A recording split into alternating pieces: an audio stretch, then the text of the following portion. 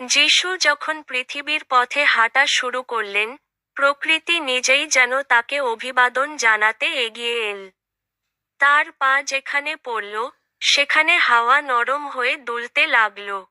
গাছের পাতা মৃদু শব্দে কাঁপল, যেন তারা নিজেদের ভাষায় বলছে, প্রভু এসে গেছেন।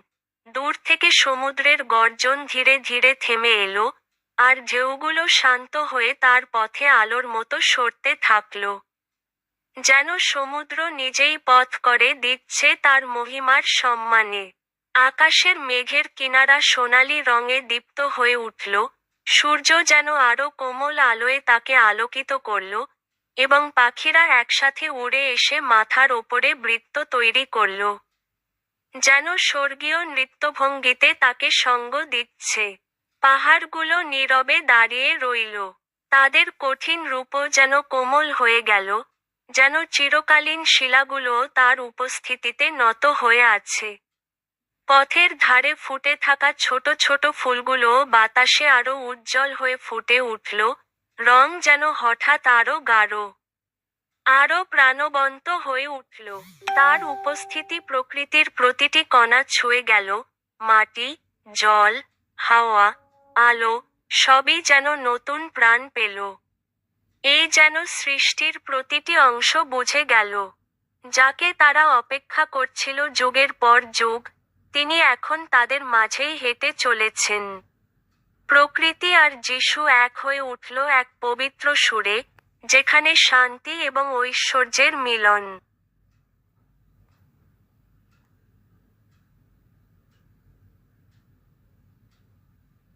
When Jesus began to walk the earth, nature itself came forward to greet him.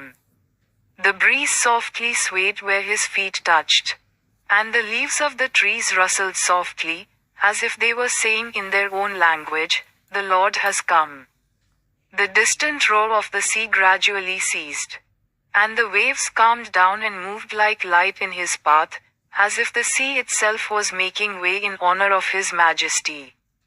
The edges of the clouds in the sky glowed with golden color. The sun seemed to illuminate him with a softer light, and the birds flew together and formed circles overhead, as if accompanying him in a heavenly dance.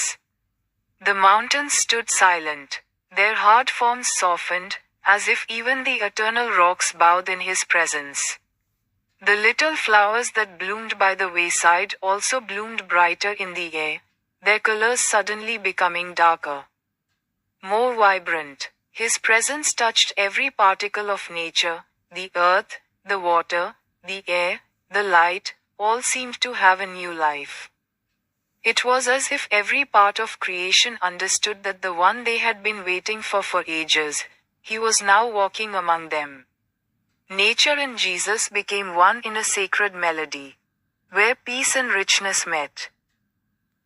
When Jesus began to walk the earth,